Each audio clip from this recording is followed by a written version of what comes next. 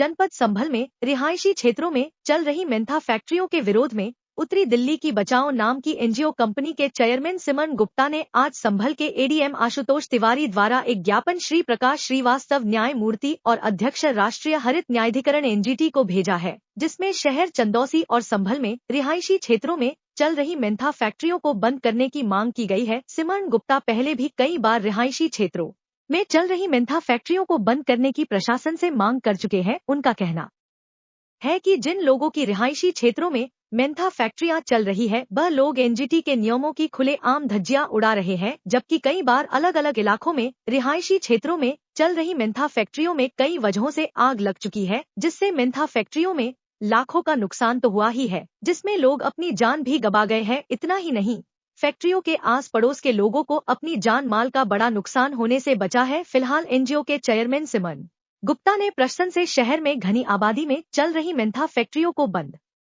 करवाने के लिए लबायत शुरू कर दी है। मामला है आज ज्ञापन इसलिए दिया है कि संभल डिस्ट्रिक्ट में चंदौसी है और संभल है, यहाँ पर कुछ इलीगल मेंथा फैक्ट्री चल रही है जो कि एनजीटी की गाइडलाइंस की खुलेआम अवहेलना करके चल रही है। जबकि एनजीटी की गाइडलाइन है कोई भी रेजिडेंशियल एरिया में किसी प्रकार की chemical factory, Mentha factory others नहीं होनी चाहिए। इनसे पिछली 10 सालों में कई बार आग भी लग चुकी है। 2010 से लेकर अब तक कई बार आग लग चुकी है, कई लाखों को नुकसान हुआ है इसमें, और प्रशासन को पूरा पता है कि मेंथा फैक्ट्री रेजिडेंशियल एरिया में चल रही है। इनके पहले भी मैंने एसडीएम को ज्ञापन दिया था। एसडीएम साहब ने जस्ट मेरे निकलते ही कंसर्न मेंथा फैक्ट्री वालों को बता दिया था। पता नहीं एसडीएम मैडम को इतनी हमदर्दी उनसे क्यों है। यहाँ के नेताओं को इतना करप्शन है, नेताओं को ओनली पैसा चाहिए, पैसे के लिए कुछ नहीं चाहिए। संभल में काफ़ी मेंथा फैक्ट्री हैं, आर्य समाज रोड पर भी और भी कई जगह। संभल सबको पता है कहाँ कहाँ मेंथा फैक्ट्री है। मेंथा फैक्ट्री से आग लगने का तो खतरा है ही, जो रेजिडेंशियल एरिया में काफ़ी नुकसान होता है, पब्लिक को नुकसान होता है। और मेंथा फैक्ट्री चलने के कारण मेंथा फैक्ट्री क्रिस्टल बनाती है, क्रिस्टल में टैक्स चोरी होता है और एक नहीं लाखों करोड़ों का टैक्स चोरी होता है। इसमें एक फूल प्रकाश जी हैं और भी उनके कई हैं। फूल प्रकाश जी तो पहले भी 100 करोड़ के टैक्स चोरी में जेल जा चुके हैं।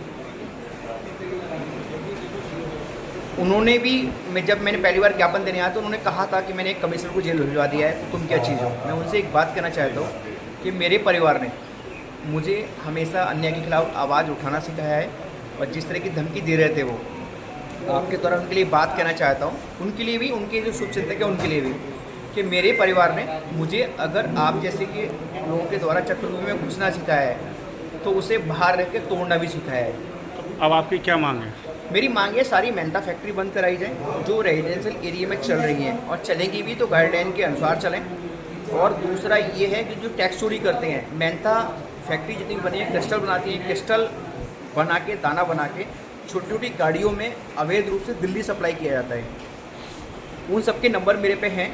नेक्स्ट तीसरा ज्ञापन, ये एनजीटी की गाइडलाइन के अनुसार मैंने दूसरा ज्ञापन दिया है, तीसरा एक और दूंगा। नेक्स्ट ज्ञापन में जो गाड़ियाँ संभल से दिल्ली और अदर क्रिस्टल लेके जाती हैं, उन सब के नंबर, उन सब के मोबाइल नंबर, उन सब के फ़ोटो डीएम साहब को दूंगा। अगर उस पर कार्रवाई होती है तो सही, नहीं होती है तो चौथी बार डीएम साहब खुद अपने आप बताएंगे एनजीटी को और सेंट्रल गवर्नमेंट को, सीबी सेंट्रल बिजनेस कमीशन को, कि कैसे ये क्यों हुआ, किस लिए हो रहा है। अच्छा।